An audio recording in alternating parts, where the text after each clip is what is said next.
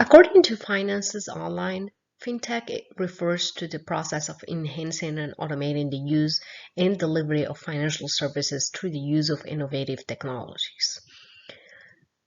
Financial technology industry refers to a group of companies that use modern technology to introduce innovative solutions to the financial services industry.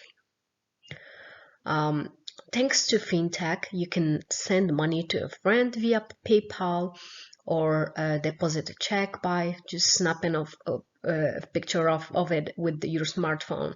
You can also take a taxi ride without having handing the driver cash or even your credit card. Um, Over the past decade, these transactions have become so woven in the fabric of day-to-day existence that they no longer seem revolutionary. Um, Financial technology integrates various type of financial services in our day-to-day. Millennials, as well as the generation coming up behind them, are used to technology and want to manage their money in an easy and quick manner instead of walking to a physical branch bank to perform transaction and other operations.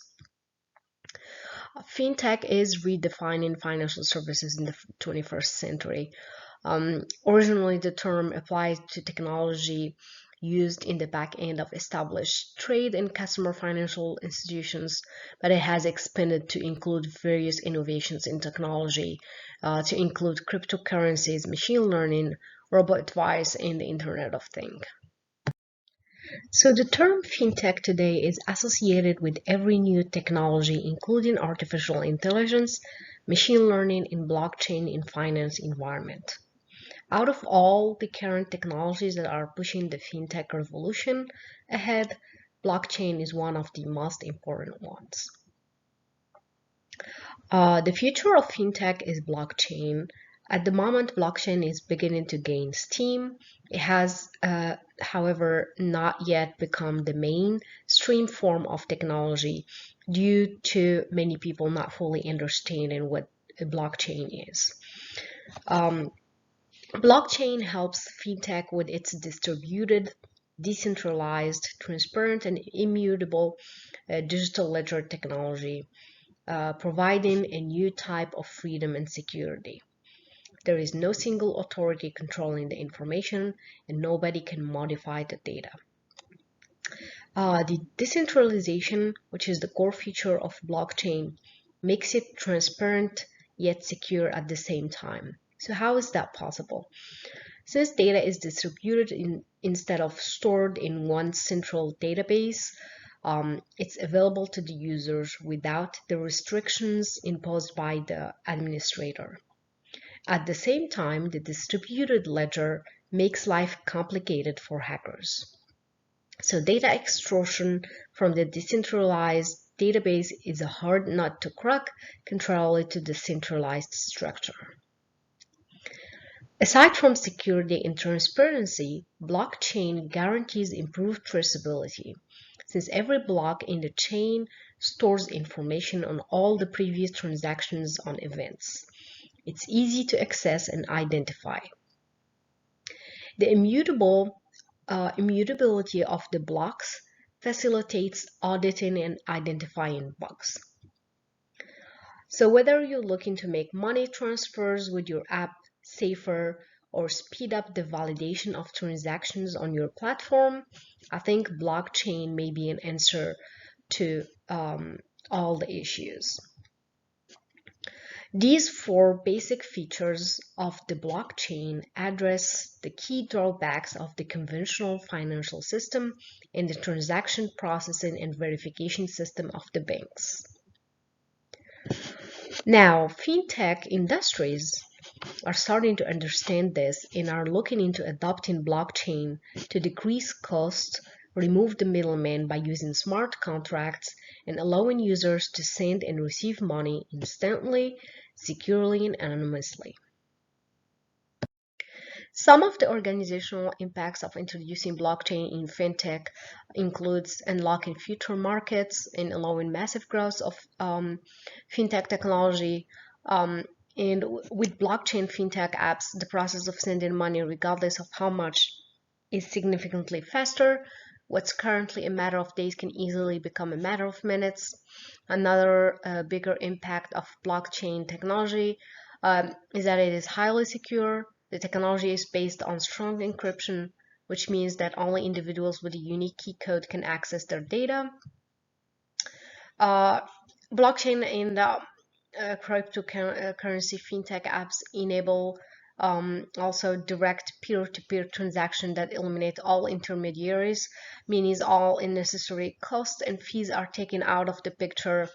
Another benefit which has a huge impact is blockchain storage, which is an innovative method by which data is securely stored in a decentralized network. These decentralized network functions by optimizing the unused hard disk storage space of users all over the globe to save files and imported documents. Blockchain storage is a decentralized mechanism that serves as an alternative to traditional centralized cloud storage. It able uh, it is able to provide effective solutions to the shortcomings that are inherent in the traditional centralized storage infrastructure. Current developments inside of FinTech include the decentralized finance approach, which is an approach that relies on blockchain and cryptocurrency in order to transform traditional financial products into more transparent protocols without involving intermediary parties, right? So um, evolving trust and accounts to rely on the blockchain ledger as opposed to traditional financial organizations. Other developments include smart contracts. Smart contracts are effectively small applications stored in a blockchain that execute based on the parameters set. Release these funds when X happens or when Y happens, or um, you know, pull these funds or accept deposits or any of these other kinds of things. It's one of the key parts to the decentralized finance framework, in addition to the blockchain. Um, the process for adding new assets to the blockchain came around after a little bit of work with blockchains kind of evolved. And this is the ability to add tokenized assets inside of the blockchain to reference external parties of the blockchain without storing the parties' data inside of the blockchain. So this is the tokenization. All of these things are currently evolving right now inside of these frameworks for blockchain and cryptocurrency. Some of the pros for the financial technology industry around blockchains and cryptocurrency include the decentralization or distributed ledger of blockchain. It's one of the key facts that surround the blockchain technology, and it's the uh, simple concept that each time a transaction is completed in a blockchain, it is written to a public ledger which is distributed across multiple endpoints and is unmutable once it has been established as a transaction in the blockchain. Smart contracts are also things that are pros to this environment, allowing you to have self-executing contracts based on the transaction history in the blockchain and the transaction incurred in the blockchain to complete actions and transfers without having to involve third parties. And then obviously the public key infrastructure, which is that distributed key of infrastructures that include the distributed ledger, allowing for the fact that if one ledger is altered or modified, that that chain becomes defunct because the rest of the chains in the distributed environment, in the public key environment, don't match. And so you have to match the current public key infrastructure, which includes the public current distributed ledger. Some cons include the Oracle problem. It affects all blockchains in their applications.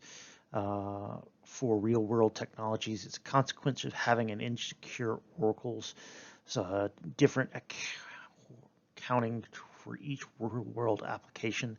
Effectively, because the different ways you can use blockchain are out there, um, every time you go to implement a blockchain, understanding and defining who has rights to the chain, who is an authenticated source, who is a trusted source, these kind of things become somewhat problematic. So the Oracle problem exists. And then you have some other cons where some other uh, issues around cryptocurrency exist.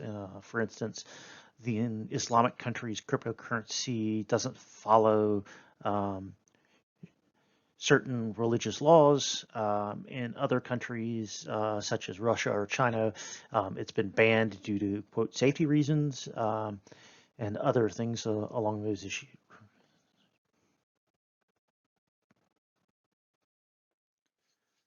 So some future research areas included in this area of study include blockchain's open ledgers impacts for mobile devices and how mobile devices will interact with blockchain ledgers, how maybe fog computing or cloud computing can bring some of that transactional data and that ledger data closer to the edge for more real-time and live integrations with that transactional information and data information for financials.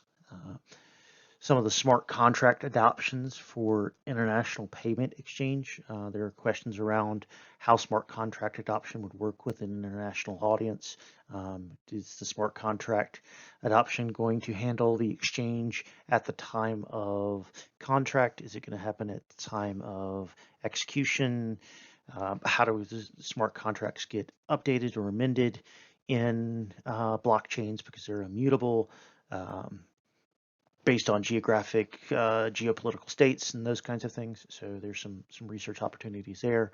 There's also research opportunities in cryptocurrencies impact in closed value environments. So depositing cryptocurrency into a closed loop system, whether that's like a parking system or a token system or a campus system for your corporate entity or a campus system for your school. Once you deposit the cryptocurrency, what happens with that currency, how do we handle that currency inside of those environments, what's the conversion, when does the conversion happen, how do those environments that are now closed loop, closed systems interact with the ledger, what happens to the cryptocurrency in the ledger once it leaves the open environment and public environment, can cryptocurrency and blockchains be used inside of those environments and without having a public entity,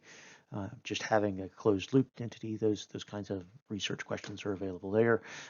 There's some additional research opportunity in regulations and legal issues for global environments, as stated in the previous slide as one of the cons. Certain nation states don't accept or will not allow cryptocurrency inside of their borders due to various reasons, and understanding how those crypto regulations work and how they fund nefarious actors in those areas or fund nefarious actors against those areas in the geopolitical landscape. It's kind of an interesting topic to work on.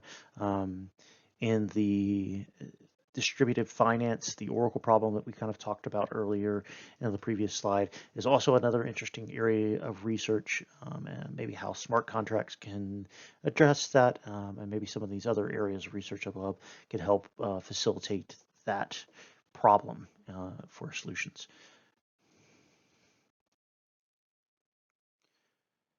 Thank you guys for watching our presentation, and hope you guys have learned a little bit about FinTech in terms of cryptocurrency and blockchains, distributed financing, the global ledger, public key infrastructure, those kinds of fun-filled things.